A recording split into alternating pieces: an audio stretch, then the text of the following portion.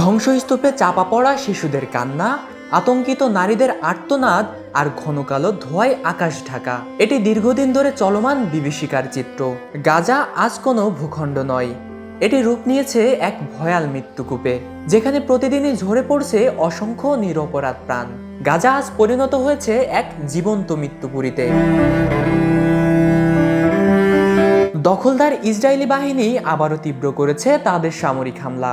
2023 সালের 7 অক্টোবর থেকে শুরু হওয়া এই যুদ্ধে এখনো পর্যন্ত প্রাণ হারিয়েছেন 53,272 জন ফিলিস্তিনি, আহত হয়েছেন 1,20,673 জন। ইসরায়েল জানুয়ারিতে যুদ্ধবিরতি ঘোষণা করলেও মাত্র 2 মাসের মাথায় 18 মার্চ থেকে ফের শুরু হয় হামলা। দ্বিতীয় দফার এই আক্রমণে গত 2 মাসেই মারা গেছেন 3,000-এরও বেশি মানুষ, আহত হয়েছেন 8,473 জন। অবরুদ্ধ ও ধ্বংসপ্রাপ্ত গাজায় বিগত 48 ঘন্টায় ইসরায়েলের আগ্রাসনে নিহত হয়েছেন অন্তত 300 জন ফিলিস্তিনি।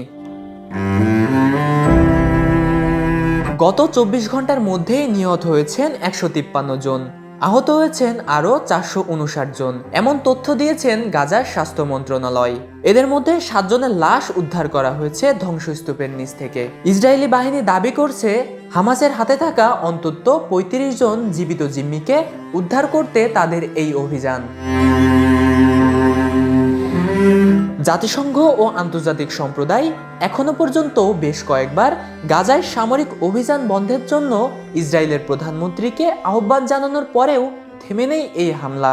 ইতিমধ্যে ইসরায়েলের বিরুদ্ধে আন্তর্জাতিক আদালতেও গণহত্যার অভিযোগ দায়ের হয়েছে। তবু নেতানিয়াহু জানিয়ে দিয়েছেন, হামাস পুরোপুরি ধ্বংস না হওয়া পর্যন্ত এই অভিযান চলবে। ফরিদুল ইসলাম ইমন, এটিএন বাংলা।